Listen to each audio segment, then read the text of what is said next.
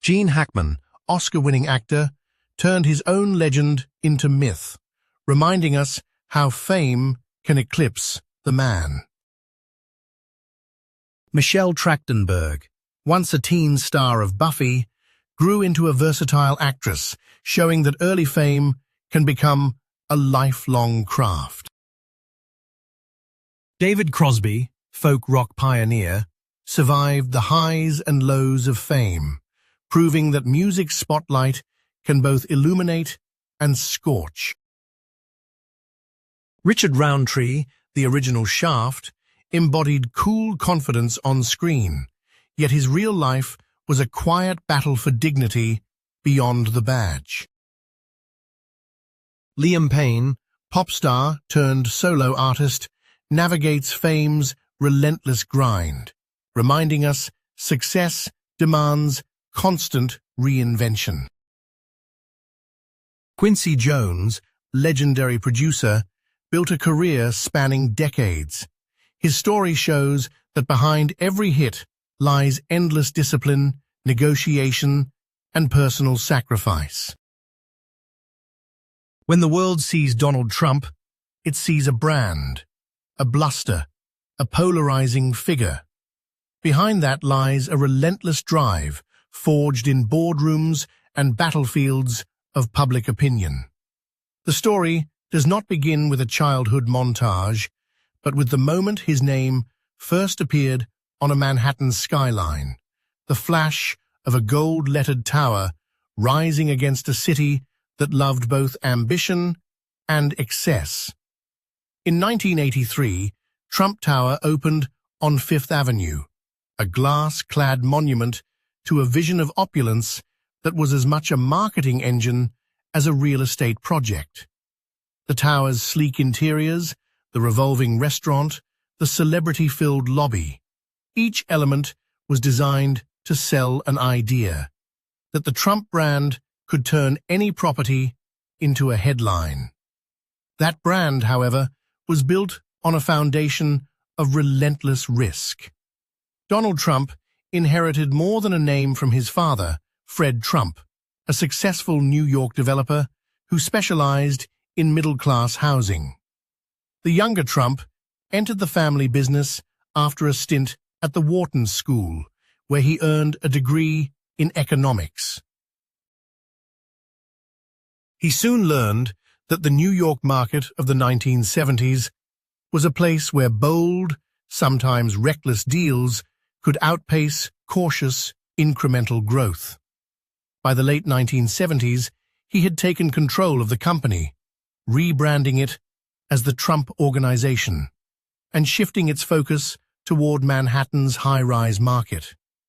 The first public clash between image and reality came with the 1974 lawsuit filed by the Department of Justice, alleging discriminatory housing practices at Trump's properties.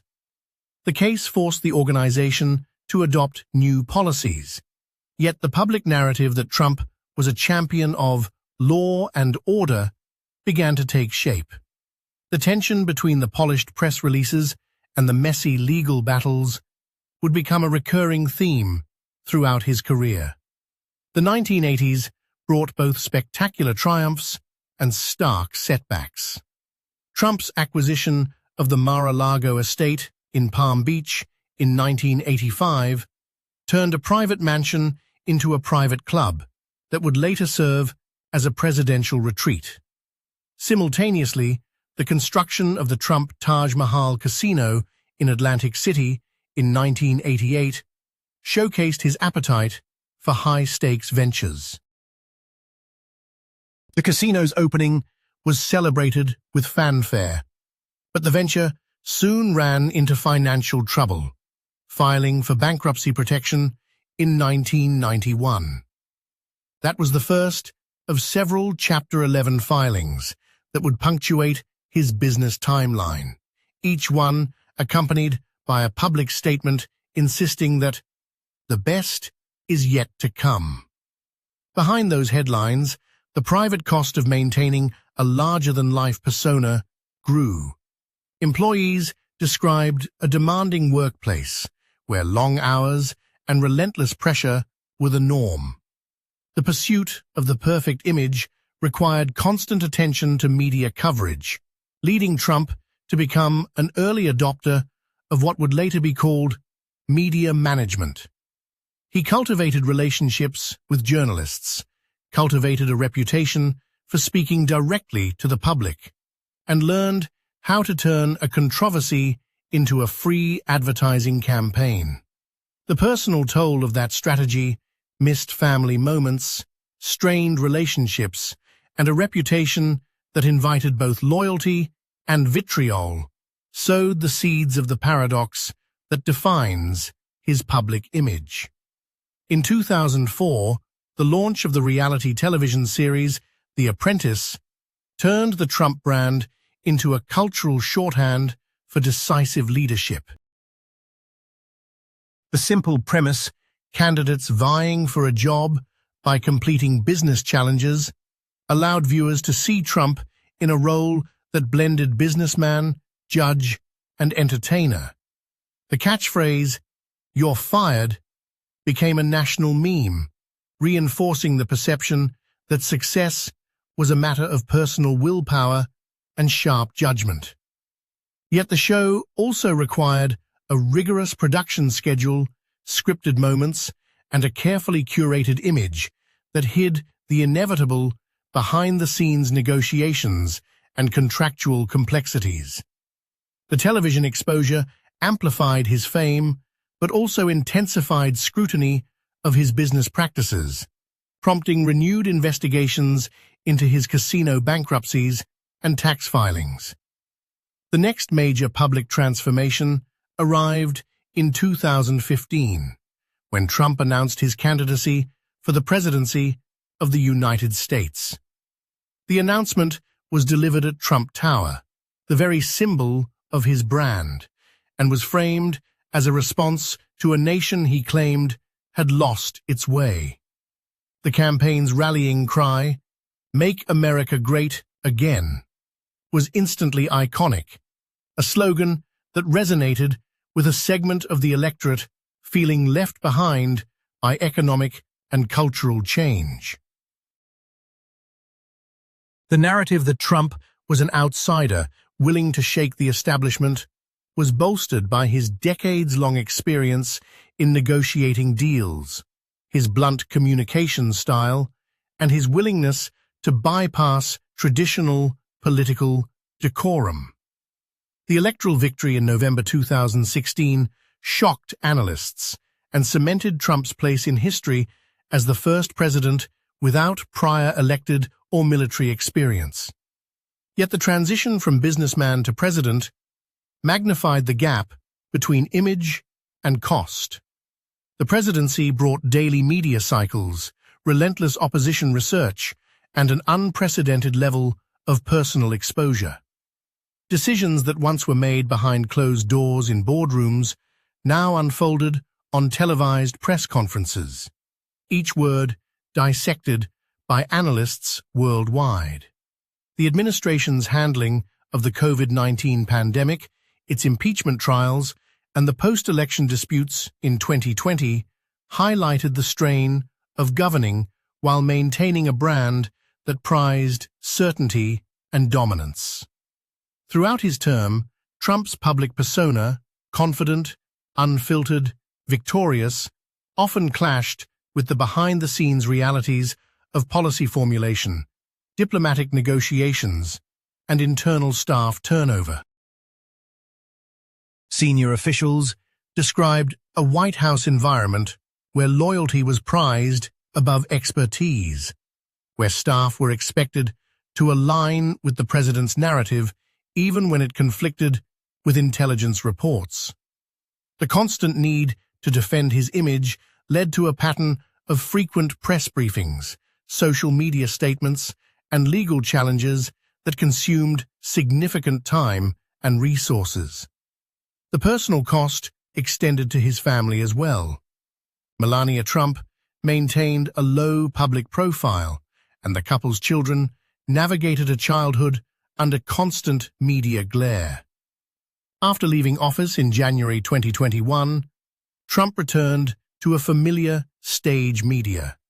He continued to dominate news cycles through rallies, interviews, and a prolific use of social platforms. The post-presidential period has been marked by ongoing legal battles over business practices, tax records, and alleged interference in electoral processes. Each lawsuit, each subpoena, is framed publicly as a political attack, reinforcing the narrative of a victimized leader. Yet the lawsuits also reveal the intricate web of corporate structures, tax strategies, and financial maneuvers that underlie the Trump brand. The private cost of defending these assets, legal fees, staff hours, and reputational risk, continues to shape his daily reality. The paradox of Donald Trump's public image versus private cost is most evident in the way his brand has become a self-sustaining entity. The name Trump is a trademark that appears on hotels, golf courses, and even a line of branded merchandise. That commercial empire generates revenue that funds political activities, charitable contributions, and personal expenses. Yet the same brand demands relentless promotion, constant controversy, and an unending cycle of media attention to stay relevant. When the spotlight dims, the brand's value can erode, prompting new ventures, new statements, and new battles. In examining the man behind the brand, it becomes clear that the discipline required to maintain such a public persona is immense. Trump's daily routine, as reported by former staff, involved early morning briefings, constant phone calls, and a schedule that blended business meetings with political strategy sessions. The pressure to appear decisive in every circumstance left little room for private reflection.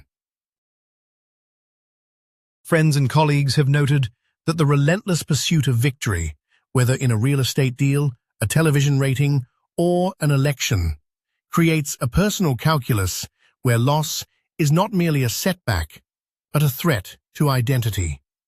Contradictions also define the narrative.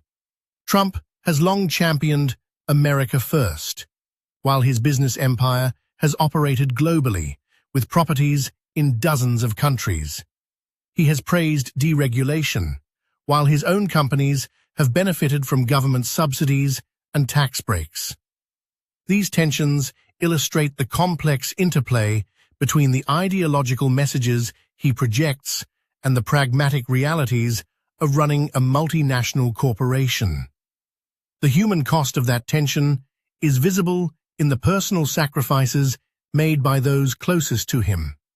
Staff turnover rates at the Trump Organization and within the White House were unusually high, suggesting a workplace environment where the demand for loyalty often eclipsed personal well-being.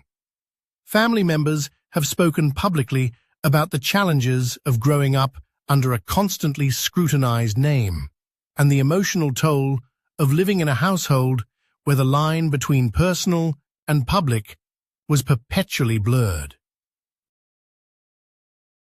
Yet the story is not solely one of burden. The same discipline that fuels his brand has also enabled resilience. After multiple bankruptcies, Trump emerged with new ventures, leveraging media exposure to rebrand and relaunch. After losing the 2020 election, he continued to command a massive base of supporters, demonstrating an ability to convert setbacks into rallying points. The narrative of perseverance, however, is inseparable from the narrative of controversy, illustrating how the public image both protects and amplifies the private costs. Today, Donald Trump remains a figure who dominates headlines, whether through legal filings, political endorsements, or public statements. His influence on American politics, media, and business continues to be debated. The ongoing conversation positions him alongside cultural symbols who have become larger than the sum of their deeds, much like the legends introduced at the start of this documentary. In that conversation, the gap between the public image and the private cost remains the most compelling thread, reminding viewers that behind every bold proclamation lies a complex human story of ambition, sacrifice, and relentless self-reinvention. As the narrative of his life continues to unfold, the question remains: how much of the man is still hidden behind the brand, and how much will emerge as the world watches his next move? The answer, like many aspects of his career, will likely be shaped by the same forces that built his empire: media, market, and the unending demand for spectacle. In the end, Donald Trump's story is a study in how a public persona can become both a shield and a weight, a source of power and a source of perpetual challenge. It is a reminder that the cost of a larger-than-life image is measured not just in headlines, but in the unseen hours, the quiet negotiations, and the personal compromises that sustain it.